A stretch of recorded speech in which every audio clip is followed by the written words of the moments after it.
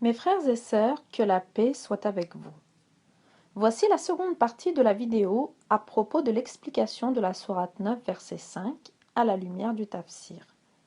N'hésitez pas à revoir la vidéo 1 avant de visionner celle-là et rappelons, d'après l'explication de Zakir Nek, ce verset 5 de la sourate 9, selon lui, décrit un contexte de guerre causé par les polythéistes qui auraient lancé des soi-disant hostilités envers les musulmans.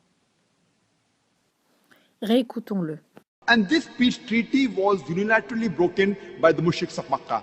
By the time Allah subhanahu wa ta'ala reaches verse number 5 of Surah Tawbah chapter number 9, he is giving an ultimatum to the mushriks of Makkah that you put things straight in 4 months' time, otherwise a declaration of war. And in the battlefield, Allah says to the Muslims that don't get scared, fight. Wherever you find the enemy, you kill him. Now any army general, to boost up the morale of his soldiers, he will but naturally say that wherever you find the enemy, you kill him. He will not say that wherever you find the enemy, be killed. N'importe quoi, complètement faux. Vous verrez, grâce au tafsir de l'éminent exégète Ibn Kathir que je vais vous lire, qu'en fait la guerre est lancée par Mohammed contre les polythéistes dans un seul but, contraindre à embrasser l'islam de gré ou de force. 4 mois sont accordés aux polythéistes de décider de leur sort. Au terme des 4 mois, c'est la conversion ou la mort. Pour des soucis de traduction française, nous prendrons comme référence la bibliothèque des tafsirs de l'éminent exégète Ibn Kathir. Et pour montrer notre bonne foi, nous reprendrons les tafsirs de chaque verset un par un à partir du 1 jusqu'au 7 de la sourate 9. Les voici, je cite ces versets. Des aveux de la part d'Allah et de son messager à l'égard des associateurs avec qui vous avez conclu un pacte.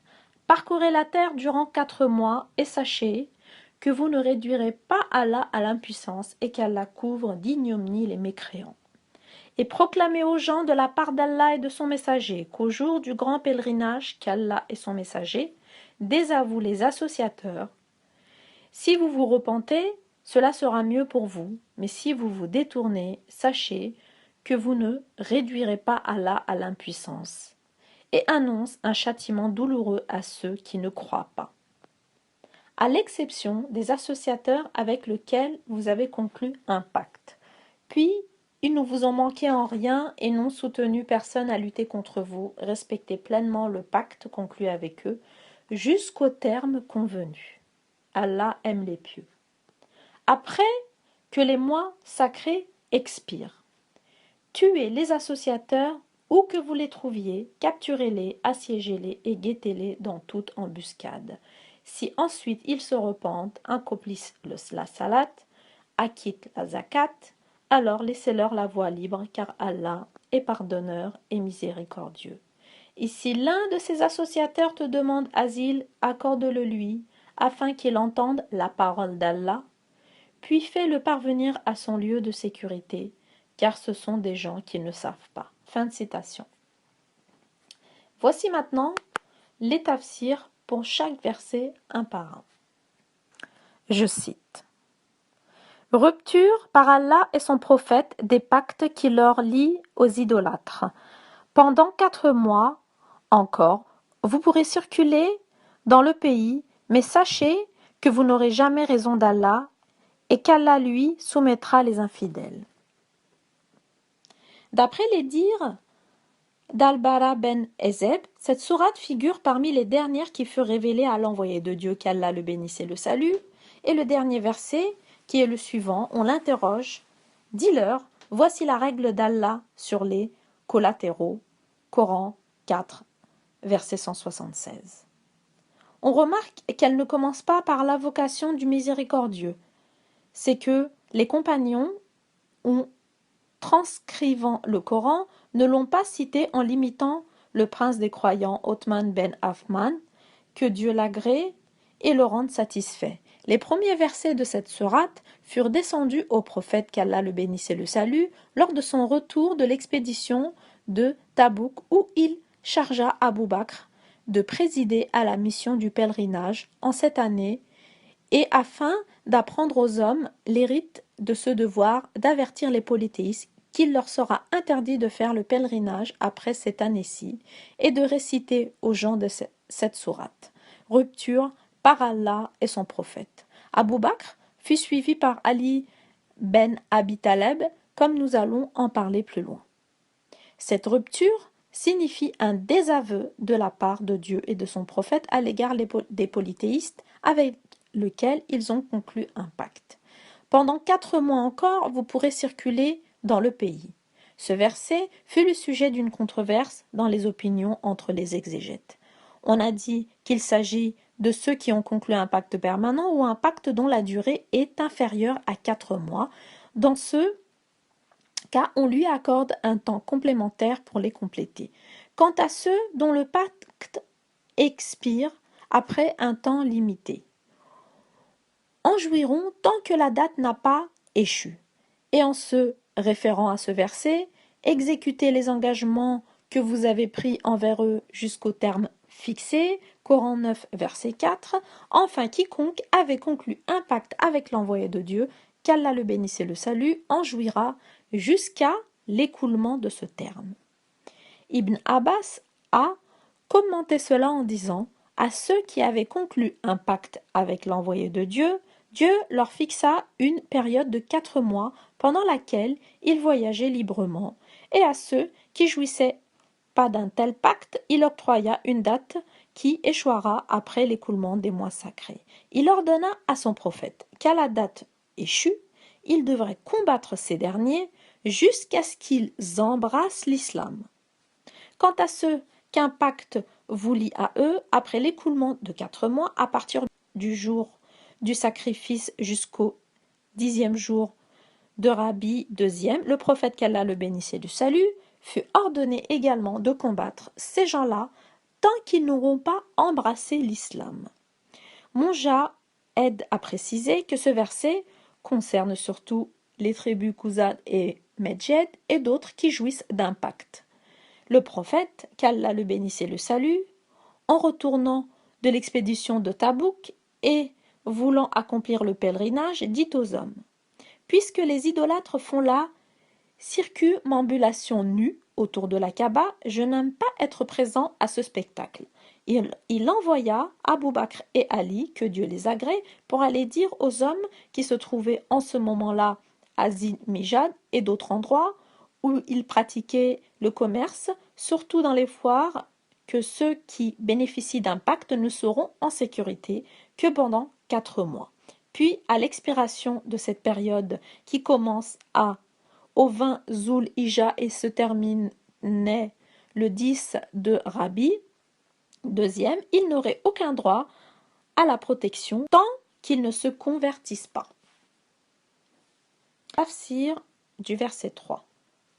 D'ordre d'Allah et de son prophète, il devrait être porté à la connaissance des hommes le jour du pèlerinage solennel qu'Allah et son prophète sont déliés de tout pacte avec les idolâtres. S'ils se soumettent, ce sera que profit pour eux. S'ils s'obstinent, qu'ils sachent qu'ils n'auront jamais raison d'Allah, annonce aux infidèles un châtiment rigoureux. Ce fut donc une proclamation de la part de Dieu et de son prophète aux gens le jour du pèlerinage solennel, c'est-à-dire le jour du sacrifice où l'on accomplit le rite le plus méritoire.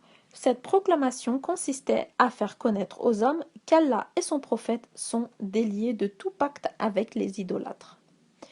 Mais elle ne s'arrêta pas là, car elle appela ces idolâtres à revenir à Dieu, repentant en reniant tout polythéisme et égarement, et cela ne sera que profit pour eux. En cas où ils persévèrent dans leur incrédulité, qu'ils sachent qu'ils n'auront jamais raison d'Allah. En d'autres termes, ils ne pourront plus rendre le Seigneur à l'impuissance car il est capable d'eux à tout moment et ils sont sous son autorité. Annonce aux idolâtres un châtiment rigoureux qui consiste à l'humiliation et au malheur dans le bas monde, les chaînes, carcans et massures offerts dans l'autre. Il est cité dans le Sahih de Bukhari que Abu Huraira a rapporté « Je fus parmi ceux qu'Abou Bakr avait envoyé à Mina le jour du sacrifice pour annoncer qu'après cette année, aucun idolâtre ne pourra faire le pèlerinage, ni un homme en nudité totale de faire les tournées processionnelles. Le jour du pèlerinage solennel, ou le grand pèlerinage, est le jour du sacrifice. En cette année-là, Abou Bakr rejeta toute alliance avec les gens et l'année où l'envoyé de Dieu, qu'Allah le bénisse et le salue, fit le pèlerinage de l'adieu, aucun idolâtre n'y participa. Quant à l'imam Ahmed, il a rapporté que Abu Huraira a dit « J'accompagnais Ali ben Abi Taleb quand l'envoyé de Dieu, qu'Allah le bénisse et le salue, l'envoya chez les Mécois pour leur réciter la sourate du repentir. On lui demanda « À quoi appeliez-vous les gens ?» Il répondit « Nous leur annonçons que seule une âme croyante entrera au paradis, qu'aucun homme nu ne pourra faire la circumambulation autour de la maison, que celui qu'un pacte le lie à l'envoyé de Dieu, qu'Allah le bénisse et le salue, la validité de ce pacte ne devrait pas dépasser les 4 mois, et après l'écoulement de cette période, Dieu et son messager désavoueront les polythéistes. Et enfin, aucun idolâtre n'aura le droit de faire le pèlerinage à la maison après cette année. Et Abu Huraira d'ajouter « J'annonçais cela aux hommes à haute voix, qu'à la fin ma voix fut éraillée. » Muhammad ben Ishaq, de sa part, rapporte « Après que l'envoyé de Dieu, qu'Allah le bénisse et le salue, ait chargé Abou Bakr de présider au pèlerinage pour enseigner aux hommes ses rites, la sourate du repentir lui fut révélée. On lui dit « Ô envoyé de Dieu, pourquoi ne charges-tu pas quelqu'un pour avertir Abou Bakr ?»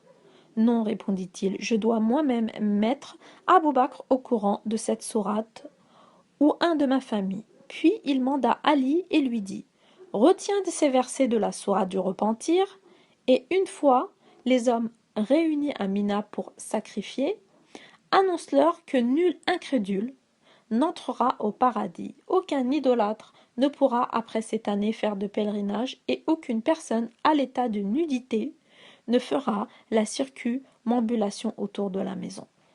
Quiconque aura conclu un pacte avec l'envoyé de Dieu, qu'Allah le bénisse et le salue, il en jouira jusqu'à la date de son expiration. » Ali monta al-Abda, la chamelle de l'envoyé de Dieu, qu'Allah le bénisse et le salue, et parvint à atteindre Abou Bakr en route. En le voyant, Abou Bakr lui demande « Es-tu venu me rejoindre en tant que chef ou subordonné ?»« Subordonné, répondit-il. Puis tous les deux poursuivirent leur course avec les autres fidèles et arrivés au lieu destiné, ils firent halte là où les hommes avaient l'habitude de faire leur campement du temps de l'ignorance. Le jour de sacrifice, Ali se leva en orateur et annonça aux gens ce dont il fut chargé de communiquer. Il leur dit « Hommes, un incrédule n'entrera pas au paradis.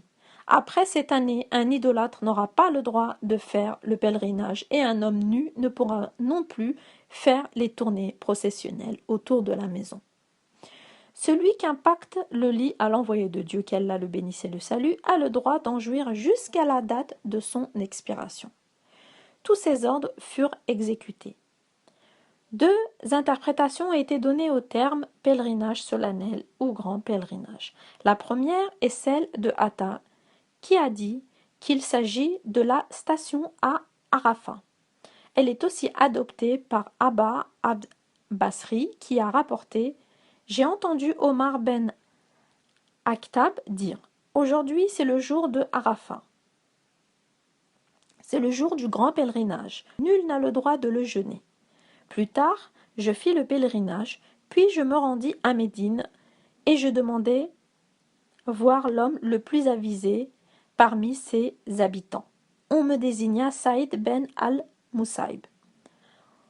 En le rencontrant, je lui dis